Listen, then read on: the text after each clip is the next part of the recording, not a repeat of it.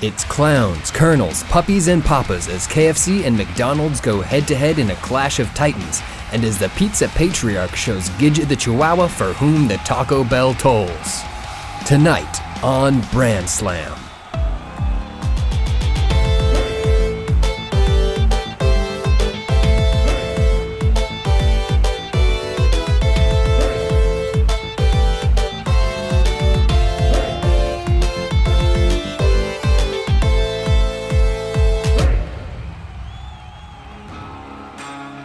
The Taco Bell Chihuahua, Papa John, exiled kings of their domains. One cast out by the tides of time, the other by his own hand. Yet they still fight on for their flags, inextricably bound to the brands they once served. Exile versus exile, Ronin versus Ronin. Can victory in the ring help them win back the hearts of their corporate overlords? Find out next on Brand Slam.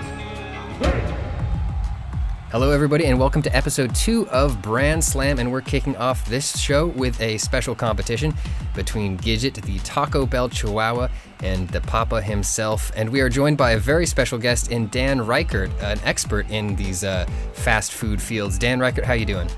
I'm doing great. How are you doing? I'm doing okay. I'm ready for some competition here at Brand Slam as we get things kicked off with Gidget preparing to make his entrance to the ring. Now, Dan, let's talk about Taco Bell. Okay. What are your predictions for this match? We've got Gidget here representing the strong brand of Taco Bell, a brand that you have some familiarity with.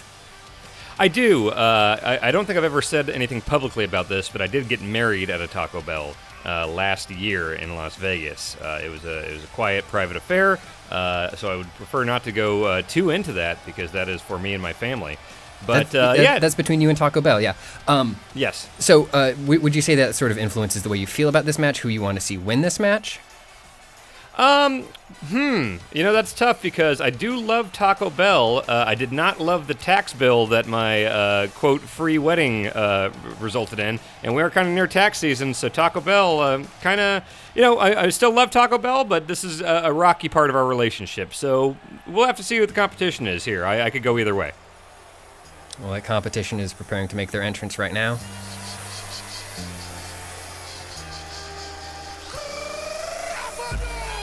Oh, my. Papa John Cena himself. Papa John. So here is the thing. I think this might give Papa the leg up in this match because Taco Bell throughout the years has gone through a rotating cast of spokespeople or spokesdogs. Mm-hmm. Obviously, we've got Gidget, who is one of the more famous ones, but we had Shaquille O'Neal around the time of the Nacho Cheese Double Decker, if I remember correctly. Mm-hmm. And then there have been times where it's been no spokesperson at all. It's just been we're going to talk about fourth meal, or their rotating thing of all the different slogans they've had, from Live Moss, Think Outside the Bun, Run for the Border, all that stuff.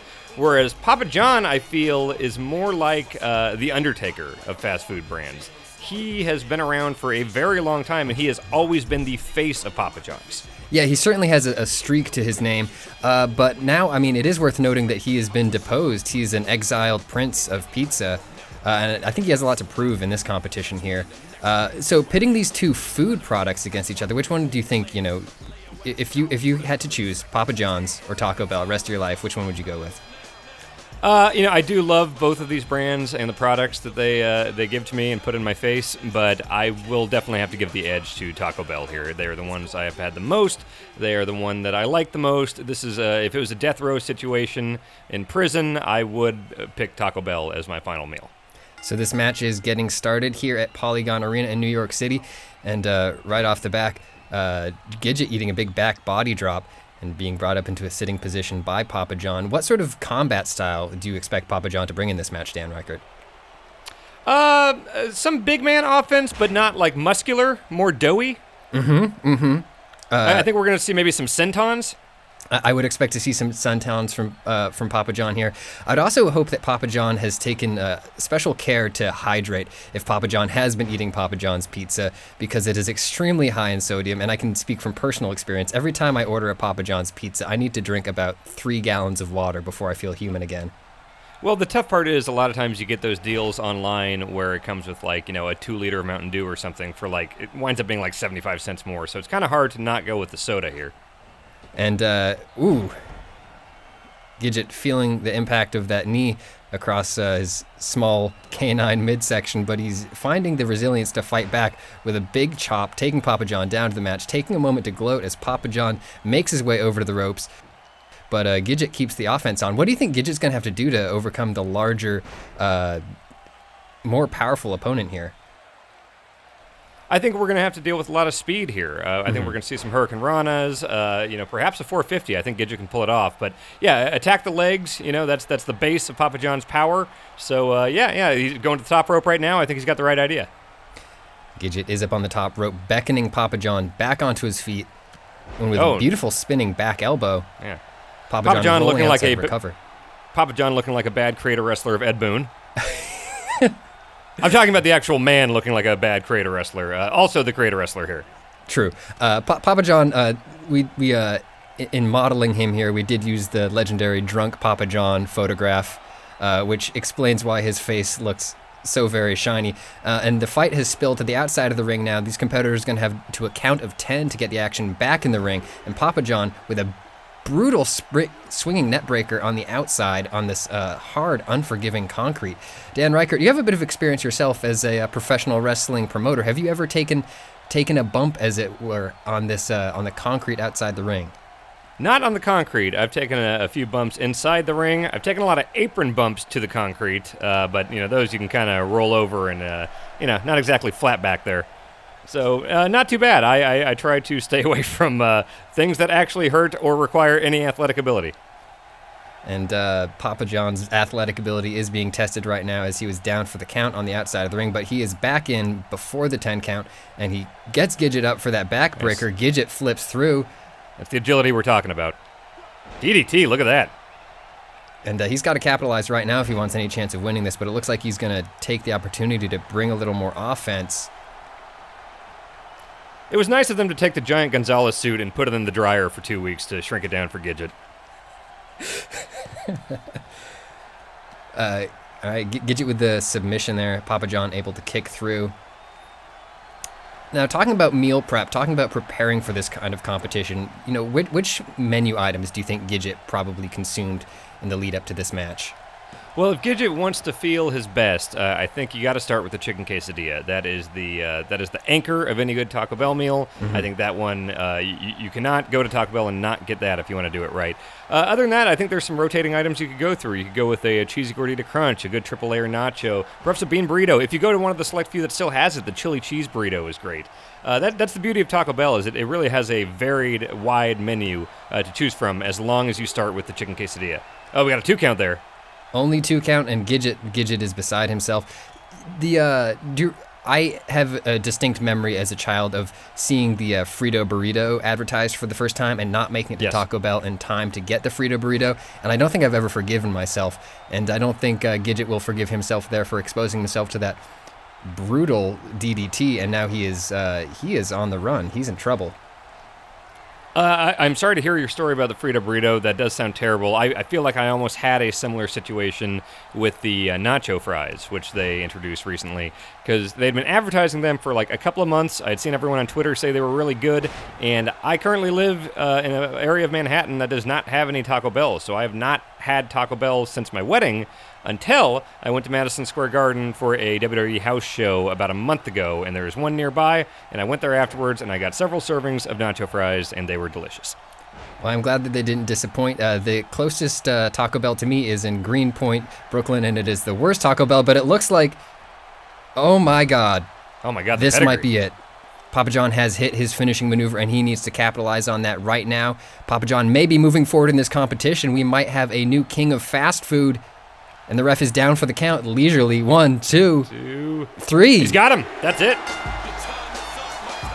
Is this an upset in your eyes, or is this sort of, the David and Goliath story? If David had lost. This is 100% an upset here. Taco Bell is a king among fast foods, backed by the corporation, Yum Brands. Whereas Papa John's, are they kind of their own thing? Papa the John's little guy, right? is a rogue element, yeah. Okay, so they're hard to be accounted this for. is an upset. Yeah, this is absolutely an upset. You would think the power of Yum Brands behind Taco Bell and also its long and storied history would give them the leg up here, but no, Papa John pulled it off. So Papa John will advance in the fast food tournament as Brand Slam rolls on. Coming up next, Ronald McDonald supersizes your order of pain, and Colonel Sanders brings your ass a 21-piece bucket of Kentucky Fried Kickin'. Speed of service, convenience of location, meals served at slightly above room temperature. These are the 3 pillars of the Golden Arches. So the McDonald's Corporation created a mortal avatar to uphold these values, Ronald McDonald. The Clown Prince of Burgers appeared in 1965. His origins are unknown, but his destiny is clear. To be a juggernaut, a leader in his field, and a guiding light for all those who hunger in the dark. In the realm of burgers, there is no one who can challenge the Big Mac. But this guy ain't selling burgers. KFC's Colonel Sanders may have died in 1980, but not before he transcended the constraints of mortality. The Colonel isn't a man. He's an idea, a whispered truth, a dream, a nightmare. The chicken champ may have kicked the bucket, but his commitment to fried chicken lives on in his countless disciples. Can this avatar of industry overcome the very spirit of a man? Find out next on Brand Slam. And back to the in-ring action as Colonel Sanders faces off against Ronald McDonald, representatives of KFC and McDonald's respectively. Dan Ryckert, let's talk a bit about these brands. KFC, are you a KFC fan? I love KFC, even though they are the only fast food brand that has ever given me violent diarrhea. Out of all the jokes, whenever I talk about Taco Bell, and everyone always talks about like, oh, make a run for the bathroom or whatever, it's like, no, I've eaten Taco Bell thousands of times in my life. Never once have I had a weird shit because of Taco Bell. There was one time in college where I was hungover and I ate 2 famous bowls in a row, and I had the worst diarrhea I've ever had in my life. So that doesn't mean I don't like KFC. I love, love, love KFC, but for the record, only one to give me explosive diarrhea. Well, hopefully the Colonel is able to contain his fecal matter in his body because he is wearing white pants on his way down to the ring. KFC is it's hit or miss for me. I'm a big fan of the popcorn chicken, but I do have to say this is a match, between McDonald's and KFC without a clear good guy. I feel like, with Taco Bell and Papa John, there's this sort of problematic legacy of Papa John, and his size advantage makes him sort of a clear villain in the situation. And in this one, it's a lot harder to tell. Do you think ethically either one of these 2 brands has an edge? Ethically, I think these are both shining examples of corporate mascots, and I think that either one of them we would be proud to have as our champion here. This is I have a feeling this is going to be a clean wrestling match. This is going to be an exhibition. This is going to be just 2 performers laying it all on the line. Wait, here we go. He took over Goldberg's locker room. The Golden Archesburg. And here he comes, Ronald McDonald. Flanked by his usual security. 30, 40 years now. The Clown Prince of Burgers. They are the king. They are the king of the traditional burger and fry fast food joint, and they're the king for a reason. I do think they are absolutely the best. While there are great items at Burger King, at Wendy's, at Hardee's, or Carl's Jr., depending on where you are in the country, McDonald's is the king of value and taste, I believe. Well, let's talk about temperature at McDonald's, because this is a sticking point for me. I feel that while McDonald's has, done some excellent work on flavor and flavor combinations, the temperature is sort of unanimously just above mouth temperature. You don't frequently get a hot food item at McDonald's. Well, that's why you go when it's not busy and they don't have nuggets and fries ready to go. Because as a former McDonald's employee, so sorry if I'm biased here, I do know all the tricks. And if you go there when they're not busy, you're going to see them dip it in the fryer. You might have to wait a little bit longer. If you're in the drive-thru, you might have to pull into that little spot ahead of the window, but it's going to be worth it. Now Ronald McDonald slowly making his way up the stairs. Also, if they still have Shamrock Shakes, ask for a McFlurry, but make it with the Shamrock Shake mix. Do half Shamrock Shake mix, half vanilla ice cream, and then do the Oreo in there. You're in for a treat. This is an incredible tip that would, I'm sure, make a lot of people very happy if the McFlurry machine was ever not broken. Yeah, it's broken all the time. It is fun to use, though, I'll say. If you still get to put the little plastic spoon in there as the little mixy thing, and then you get to hit the foot pedal thing, it was a lot of fun making flurries, and I used to have 2 on every break.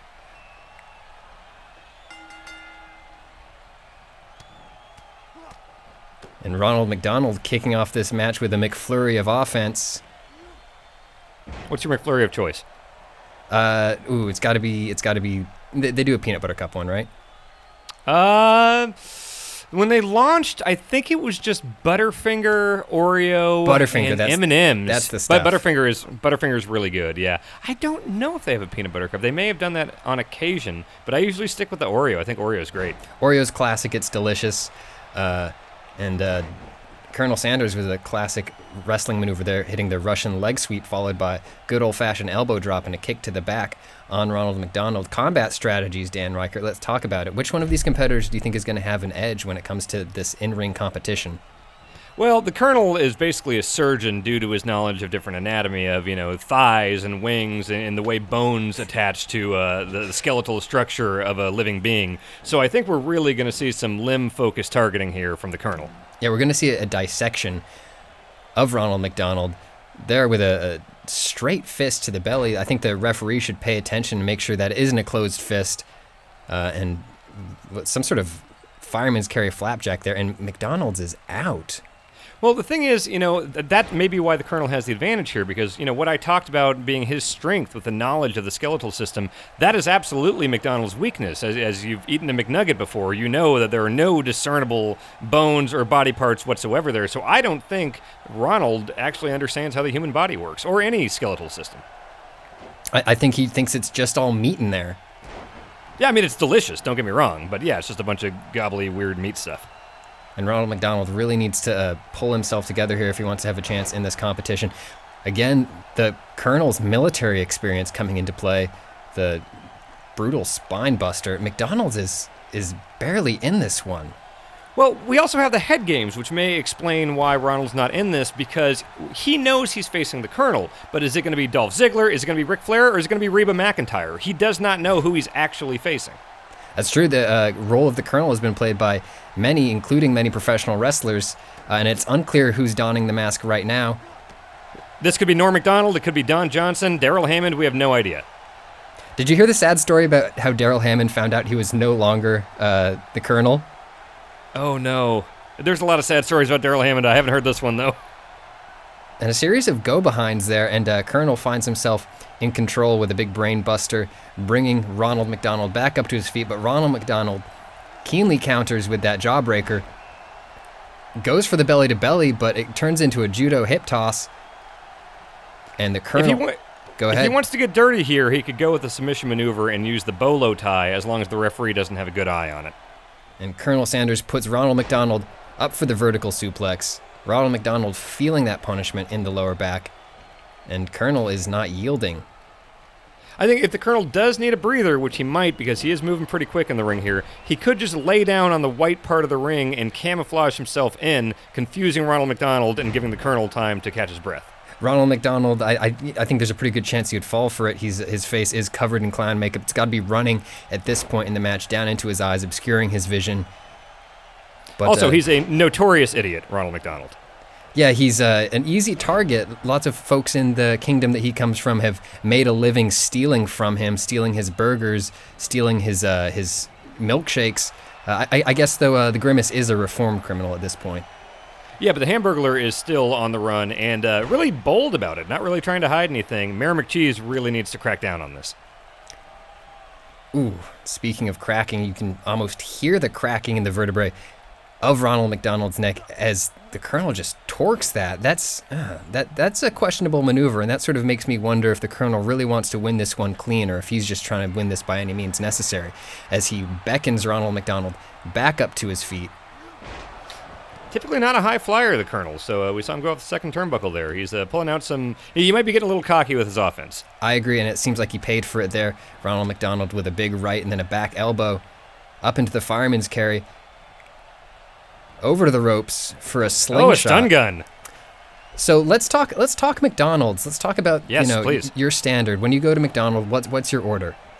The go-to for me is I don't know if it's the number 3 anymore. The quarter pounder with cheese meal, plain, just meat and cheese, with the largest fry they have, and I get a bunch of dipping sauces, whether it's ranch or buffalo or barbecue, but I always just get the burgers, plain, meat and cheese. I can't even fucking smell a pickle anymore without wanting to gag, because when I worked at Funko Land, my boss would pay for my McDonald's every day if I picked his up too, because he didn't like to walk around. So I would go there, and I'd have to sit in my car with his number 2 cheeseburger meal with extra pickles, stinking up my car, making my Dodge Neon smell like pickles for a couple summers, and I cannot smell pickles anymore. That's a long way of saying I just get plain burgers. And there we see the Colonel take Ronald McDonald up at the top rope, looking for a big superplex. Ronald McDonald turned it around into a crossbody and a high-angle Saito suplex, dropping Colonel right across his old brittle neck. Were you aware of the Colonel's history with showing up unwelcome at KFCs after his retirement? No, the actual Colonel? The actual Colonel, yeah. After they let him go as a spokesperson, apparently he kept coming back to not Taco Bell's, into KFC's, and just allowing himself into the kitchen and just wandering around and messing with things. What? Wait, was it actually his recipe and stuff, or was he just a mascot? No, yeah, he was intimately involved in the chicken making early on, and we just saw the McDDT, and we got a count of 1, a count of 2, and a count of 3. Nobody kicks out of the McDDT. Well, it's back to wandering around KFC kitchens for the Colonel. The outcome of this match, what you expected, Dan? Yeah, I mean, there's a king for a reason, and despite his well-known idiocy and ignorance of the ways of human skeletons, I really do think that Ronald McDonald is king for a reason. Billions served with the McDDT. Dan Ryckert, thank you so much for joining us here in the commentary booth, and where can people find more from you? They can find me on giantbomb.com. They can find me at Dan Ryckert on Twitter, and also a podcast called Panning the Stream. Excellent. Well, thank you, Dan Ryckert, for joining us here on Brand Slam. Next time, it's Ursus versus Emperor and Clown versus Worst Clown. Only on Brand Slam.